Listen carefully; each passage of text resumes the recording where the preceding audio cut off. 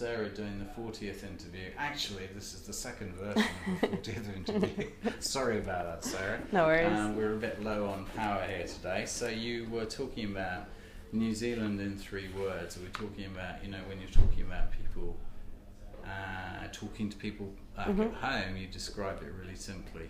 Yeah, just one outdoor adventure park. Yeah. Yeah. And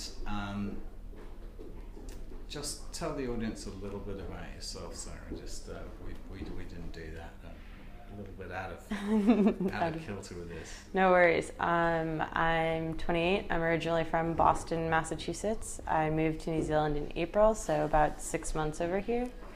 And it's the 3rd non-US country I've lived in, so it's been cool. Yeah, brilliant experience. This is an outdoor adventure, and then we're talking about what you think New Zealand could and should be, and you said you felt it should stay pretty much the same, and that was what was great about it. Yeah, I mean, you come to New Zealand to do everything, whether it's in the water or on the land. I mean, I know that, skiing's technically better in other parts of the world, but otherwise there's just so much at your fingertips, and it's kind of about not focusing on work, but actually being outdoorsy and, I don't know, a bit more back to basics, which is what draws everyone in, I feel like. And you said that to some extent you felt like sometimes you felt like you were living in the 50s, and we just started talking about that. Yeah, I mean, it's been pretty interesting. There's still some of that old school thought, girls want to stay home, get pregnant, get married. That's kind of the driver in life, which is completely different from where I'm from. And, there's just like this very big pride for being English and sticking to those old heritage roots, and a bit of that kind of white culture, which, has just been something I've been noticing throughout the months of ideas and everything. So that's absolutely fascinating. So do you think that they celebrate, that New Zealanders celebrate Englishness, or do you think they celebrate New Zealandness? I think they. That's a good question. Yeah. It's hard to say, I mean, there's definitely that pride of just having those English roots, which you do hear about, and that I'm 100% English and kind of bragging rights, so it makes me feel like a bit of that Englishness is celebrated, but above that, it definitely is the New Zealandness. Yeah. They're all proud to be New Zealanders, for sure. What would be, if we were back in Boston, is there an equivalent? So if I met, what bragging rights do people brag about in the United States? If they're talking about their history, their personal history, what sort of things did they talk about? Sports is a big topic, which is no different than the All Blacks. Yeah. When they talk about their Irish roots or their Scottish roots, or they're originally their family's from Czechoslovakia, I don't know. Do people talk about that? You talk about your roots, but not where your family is from. So I guess the way I look at it is I'm from Boston, so it's the home of the Revolution. Yeah. It's, something everyone's proud of. Yes. The town I'm from had the first person who died in it. So, that's definitely celebrated. We definitely have our strong communities of being Irish or Italian, but they've kind of morphed beyond that too. Yeah. Where just different people have started to get together, and it's, blended more. So I think there's that pride in the history, but, when someone says they're Irish, they're probably also only 25%. Yeah. And it's around, I think just, more of the feeling of the cities. That's what you're proud of from when you're from the United States. So do you think that America and the United States is more blended than New Zealand's blended? Yes. Okay. For sure. So that, this is really crude, but would you say it's, we're talking about malt whiskies now, but would you say it's 20% blended, 30%, but how would you contrast the degree of blendingness? I think in the United States that while we do have races that are discriminated against, there are other races where the differences between being white and those races aren't as big of a clash. Yeah. It's kind of just viewed as one, and I think that has a lot to do with the socioeconomic status. Yeah. And bringing in all these people who are really helping the economy and living there, and just putting down their roots, because ideally where you're from, I don't know, for us again, cities, like if you meet a New Yorker, it's not going to matter what their skin tone is. They're a New Yorker through and through. And that's it. Yeah, I mean, they're definitely proud of their heritage, but they stand for New York. By from this city. Yeah. That's great. So what about thinking about the kind of vision and goals that New Zealand should have? What instinct do you have about how you think New Zealand might evolve?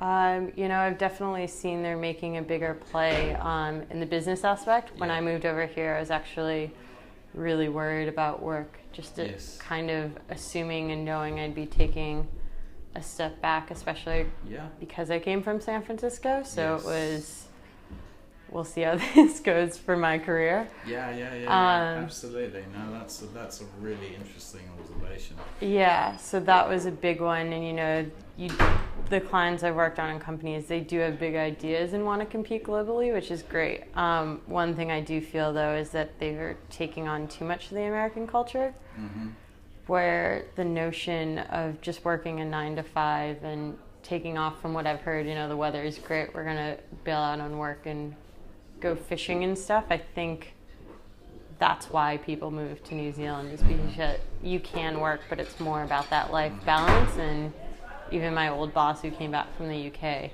they came back to raise kids here, because it's supposed to be about more than just work. Yeah, and what your business card says about you. So do you think that New Zealand's becoming more about work? Is that your sense, that they're becoming more business orientated? So when you're talking about taking on American culture, I was just wondering what bits you were referring to. Really. Yeah, the whole work doesn't stop when you leave the office, always being on call, I mean, you notice the things of every place I've gone here, New Zealand pays your phone bill for the company. I mean, it's great if you think about it in a benefit, but what that really means is that you're required to answer all communications, 24 hours a day, and it just kind of blurs that, that line. Yeah, no, that's absolutely fascinating. This is really, really helpful stuff, Sarah. So, are there particular celebrities here or people you've met that display the positive that you see in New Zealand? That you haven't been here very long. No. I think just, like, it sounds dumb, but just the average person does. Yes. Like, I remember we were in the South Island, and we just did this bike ride in between Lawrence and Roxbury or I don't know. But the small towns. Yeah, Roxbury. Yeah, and I just wanted to shear a sheep, and so I asked the woman at the local Foursquare where I could, and she called her husband, who owned a farm, and the next day, we were over to shear sheep, and she baked scones while we were doing it, and to me that was just like, fuck, this wouldn't happen anywhere else. And that's like, the epitome of New Zealand, of just, or what I guess they should remember is just that really hospitable, like, welcomeness and just getting into it. Yeah. No, that actually, and that happens so much. Yeah. It's not a myth, it is how they are. Totally. Yeah. So is the kind of images if I were to tap you on the head when you were in San Francisco and say New Zealand, what would be the first things that you would think of? Probably Lord of the Rings. Yes. Okay. Yeah. And coming here, having been here for a while, what are the kind of symbols and images that have struck you as being important? The vast amount of farmland. Yes. I live up in Omaha, so driving that today, I think I wouldn't want to live in New Zealand and live in Auckland. It's just another city to me. Yes. But driving through all the open fields, seeing, you know, the animals running around and playing in their farms, and just like, you know, the exact opposite of what U.S. farms are like. It's just like, this is awesome. And then, you know, just being able to go out for a fish or a dive, you know, to gather your limit of seafood that's healthy, that's all, I don't know, to me that's New Zealand, and, you know, very cool. It's kind of very it's a very natural thing to do, sort of, but not. We've lost it somehow. Yeah, but it's interesting because you're one of the only countries that have yet to ruin it, you know? Like, Japan can't do that, the States can't do that, you know? Yes. And it's interesting to hear the debates going on in the news about fishing and whether, you know, the game trawlers should be allowed off the coast of New Zealand, you know, selling the land and all this stuff. But I don't know, to me, that's exactly why you live here. And what's so unique about it is that, you know, 30 minutes and you could have your full catch of fish if you're lucky, but it's not impossible. Absolutely. So are there any particular companies that have stood out to you while you've been here as representing the positive side of New Zealand? You know, I think just from being in advertising and some of the research I did moving here, you know, TUI does a really great job of it. You know, it's all real natural, down-to-earth stuff. They recruit their actors off the street, and it's just about being with friends and having a good time and enjoying life. I think they do it really well. I think I think the smaller brands do it kind of too. Like Nosh markets or whatever, you know? It's just that the small grocery store, everything you buy there is good, but prices aren't, you know, outrageously expensive once you get over that shock. But yeah, and everyone's just friendly there too. Like, the people who work there actually like it versus the massive chains and stuff. So, from nosh and chains and food to a massive question, how on earth are we going to unite as humans? How are we going to come together? What can we do to get along better? I think it's all about forgiveness, you know? Every country has, and every religion actually has, a really disgusting past. You know, and they've all had points where they've discriminated and been violent, and it's important to remember it, but you also have to move on from it.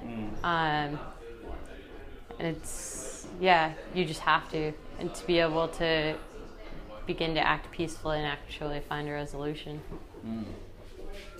So how do you think Eudoo, this project, could be of any help or interest to you personally or professionally? I think it'll be really interesting because I think it'll bring to light the different opinions that people probably have that aren't necessarily exposed. I mean, most topics of conversations, people generally agree here. Which I don't necessarily think is actually natural or true. So I think it'll definitely bring together a lot of perspectives, which will be cool. So do you think that they perhaps agree more than they actually feel? Like, what I'm hearing is New Zealanders tend to agree, but they might hold private feelings they don't necessarily share. Yeah, I would say New Zealanders are definitely taught to be tough. This is the way it is, and, you know, kind of, that's kind of more inherent to them, and to just like put your head down and get through it and stuff. But I think that there are all these ideas that are taken in and captured, and, you know, seeing different ways even just to do things that they might not voice because it's not necessarily socially acceptable. Or I guess common might be the right word. And so they just don't. But just one-on-one, that's a lot easier to draw that out. Okay, well, that's been a really inspiring, refreshing education about New Zealand from your perspective, and really Cool. valuable, and I think other people will find it valuable too. So Eudoo would like to thank you and encourage anyone you think who has a relatively young perspective on New Zealand to, if they want to be involved or be interviewed, they're very welcome. Cool. So thank you, Sarah, Yeah. from Boston, and hope you have a really good time working here. Thank you. All right, thank you. Thanks.